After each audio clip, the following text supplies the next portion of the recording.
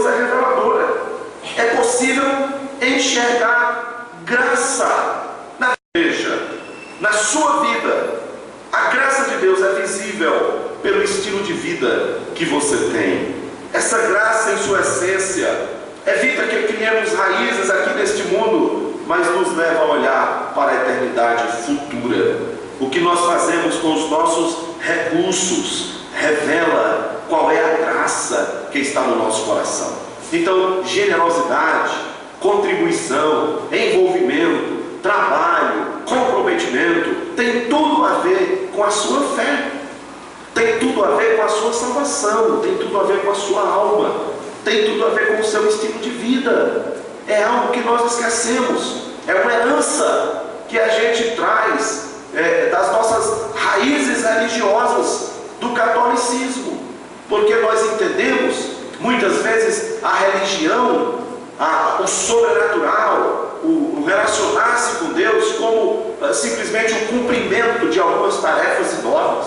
Então nós somos religiosos, e ser religioso não é nenhum problema, é que nós somos apenas religiosos, e aí sim é problema, porque ser religioso somente é ter alguns conceitos na mente, é ter um zelo por Deus muito panorâmico e superficial, é vir à igreja como o cumprimento de uma tarefa religiosa, como que para aliviar nossa consciência, como que para fazer com que eu me sinta bem diante de Deus. Quando nós ofertamos, quando nós entregamos alguma coisa, é como se nós estivéssemos fazendo um grande favor a Deus. É como se a gente estivesse até dizendo como que Deus precisa da gente. E não é absolutamente nada disso, irmãos. A graça de Deus nos leva a agir com gratidão. E nós entendemos muito bem que participar da obra do Senhor é muito mais do que simplesmente criar algumas tarefas religiosas. Então, a primeira observação mais importante aqui, eu quero que os irmãos entendam, é que a graça de Deus ela é reveladora. Deus é gracioso para com todos. O que você faz com essa graça de Deus é que revela o estado do seu coração. O que nós fazemos com a bondade de Deus na nossa vida é que vai demonstrar se nós estamos sendo gratos ou ingratos, se nós estamos sendo adoradores ou consumidores, de que modo a graça de Deus tem trabalhado na nossa vida. Se não há nenhuma mudança, a graça não vem só. A graça vem com a revelação da fé e do amor na pessoa de Jesus Cristo. A graça não vem só. A graça, ela não é somente reveladora, ela é transformadora. E é isso que Paulo quer agora apresentar para os irmãos da igreja de Corinto. Nos leva então à segunda observação. Olha aqui para mim, número 2. A graça produz graça mesmo diante do sofrimento. Você entende? Número 1, a graça de Deus é reveladora. Ela revela quem é você e quem sou eu. Número 2, a graça produz graça mesmo diante do sofrimento. Versículo 2, apenas a primeira parte. Agora Paulo começa a mostrar a situação daqueles irmãos. Porque no meio de muita prova de tribulação, manifestaram abundância de alegria. Vamos parar aí. A graça de Deus produz graça diante do sofrimento. Os irmãos estavam no meio de muita prova de tribulação. A gente não tem os detalhes aqui. Qual era a tribulação daqueles irmãos? Mas eram irmãos que estavam sofrendo. Não era simplesmente tribulação, era grande tribulação. Não era simplesmente algum ou outro sofrimento, era muito sofrimento. Eram irmãos que estavam enfrentando problemas, dificuldades. Eram irmãos que estavam travando lutas.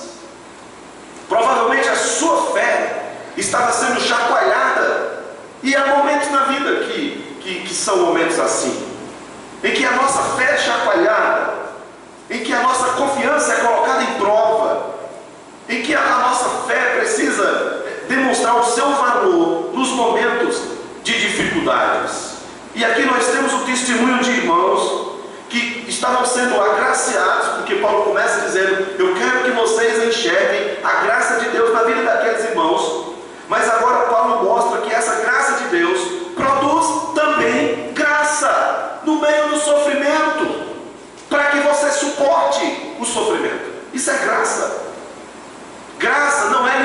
você no sofrimento. Graça é te dar suporte para enfrentar o sofrimento. O irmão Edney, desfigurado, sofrido, com dores, ele é agraciado.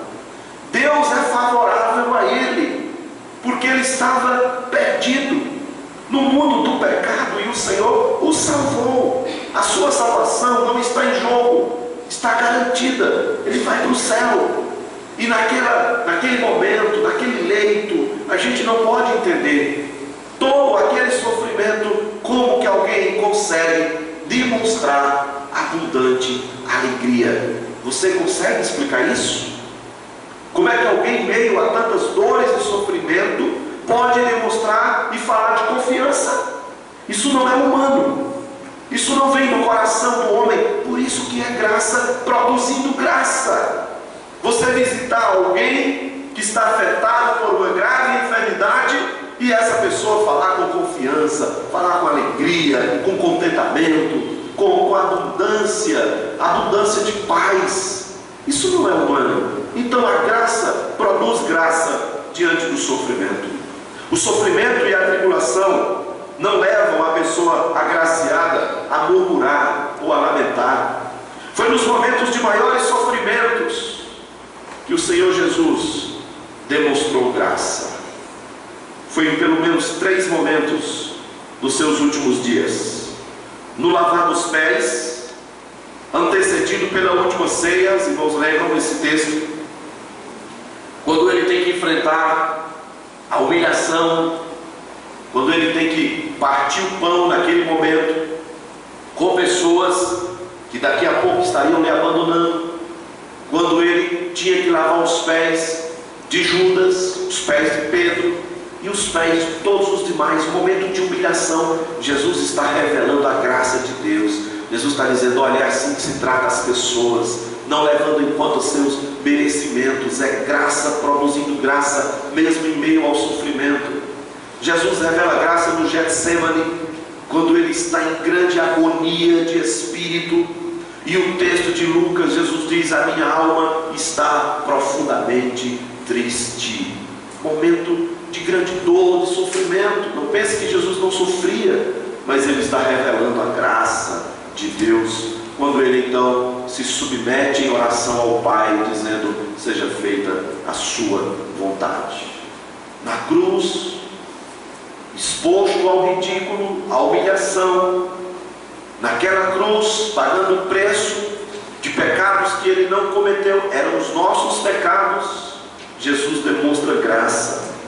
Diz a história que naquela época chegava a ter pelo menos 500 pessoas crucificadas, pagando pelos seus crimes, todos os dias, expostas na cruz.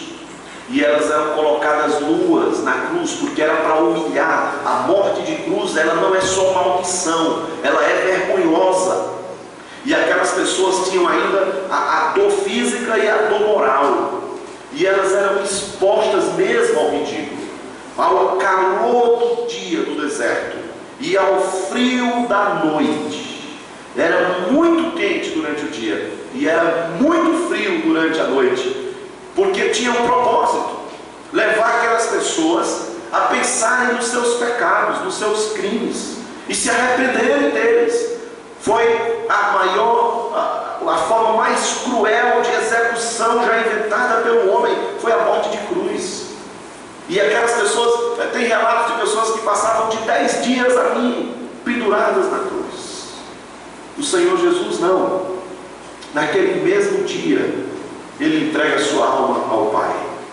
Mas aqueles soldados que fixavam aqueles seres humanos na cruz, e que viam todo o seu sofrimento, e que estavam muito provavelmente frios de tanto ver aquilo, de tanto fazer aquilo, de açoitar aquelas pessoas, como se o sofrimento de estar cravado na cruz não bastasse, e como uma forma de tentar aliviar suas dores, aquelas pessoas cravadas na cruz, elas proferiam palavrões, elas falavam agressões contra os soldados, para tentar aliviar uma tentativa, uma saída daquele momento de grande agonia. Mas pela primeira vez, um homem não fez isso. O Senhor Jesus, Ele transmitiu graça. Ele, pelo contrário, orou por aquelas pessoas: Pai, perdoa-lhes, eles não sabem o que fazem. Jesus estava intercedendo, Jesus estava transmitindo graça. É graça produzindo graça no meio do sofrimento. Então isso, irmãos, é muito visível na vida de Jesus. E agora Paulo fala dessa graça produzindo graça na vida desses irmãos, que no meio de muita tribulação, eles estavam demonstrando abundância de alegria. A graça impede que você se torne uma pessoa que vive apenas para si. É impossível receber graça sem transmiti-la. É impossível ser agraciado e não agraciar outras pessoas. Abundância de alegria no meio da tribulação, no meio do grande sofrimento. O que é que faz isso?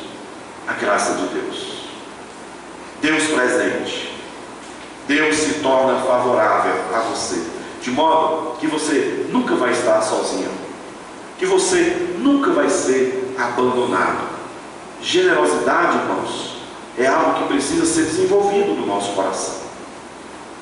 A gente precisa entender melhor a graça de Deus para que a nossa vida seja melhor, para que o nosso coração seja mais leve, para que a gente possa ter a capacidade de amar as pessoas, ter a capacidade de estender a mão às pessoas, de não levar em conta se as pessoas merecem ou não merecem.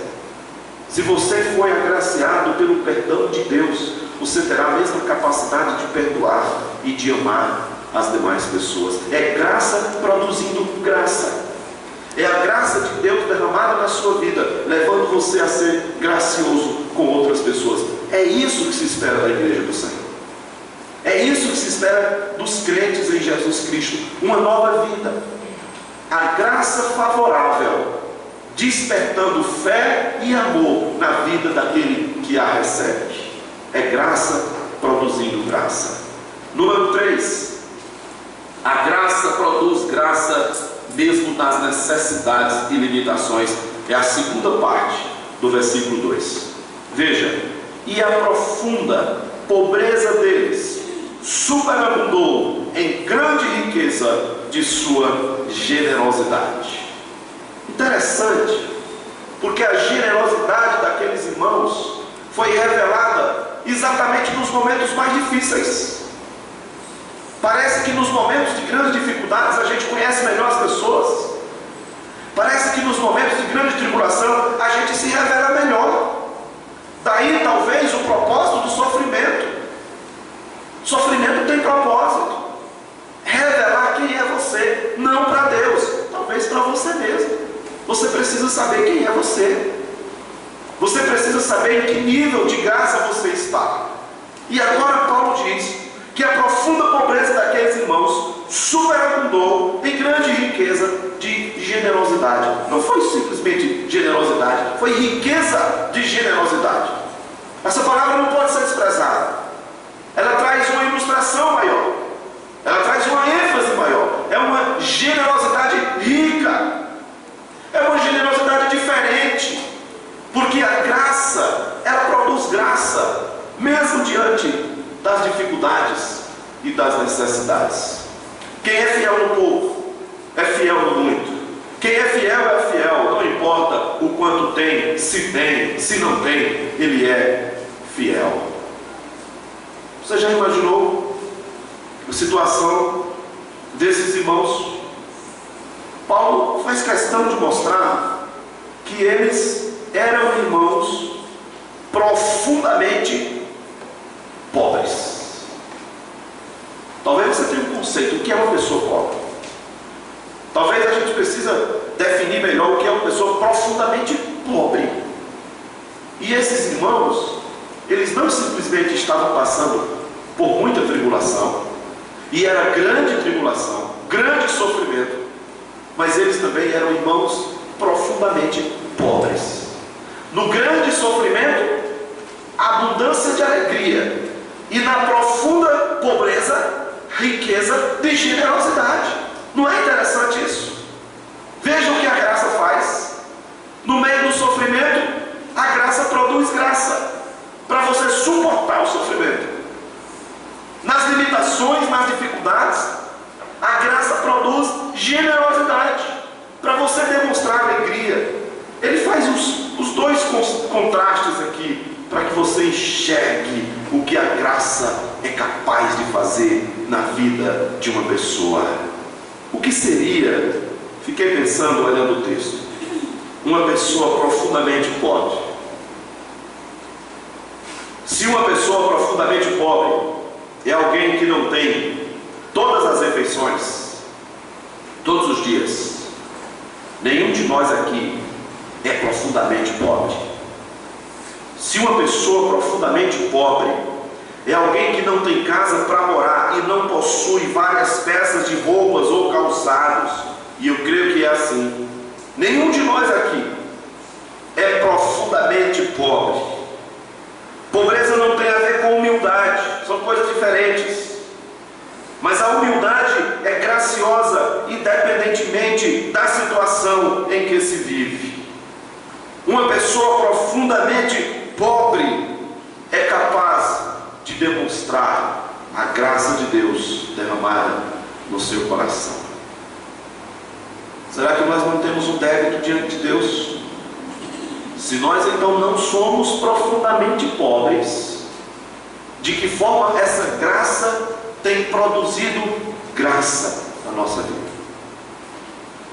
Nos momentos de grande tribulação, demonstramos alegria e confiança. Nos momentos de grandes necessidades físicas, de profunda pobreza, nós somos capazes de demonstrar generosidade. Será que a graça revela quem nós somos para nós mesmos agora, nesse momento? Nosso coração, o estado do nosso coração. Como é que a graça tem sido graciosa? Algumas perguntas podem ajudar você a responder para si mesmo. Como é que você tem administrado sua vida, os seus bens, os seus recursos, o seu dinheiro, o seu tempo, o seu amor ao próximo, os seus dons, o seu talento, a sua habilidade? Como é que você tem vivido? O que você tem feito da vida? Qual é a razão da nossa vida? Para onde vamos? O que estamos fazendo? De que forma, irmãos, as pessoas têm sido agraciadas pela graça de Deus na nossa vida? É possível ver a graça de Deus na nossa vida? Ou nós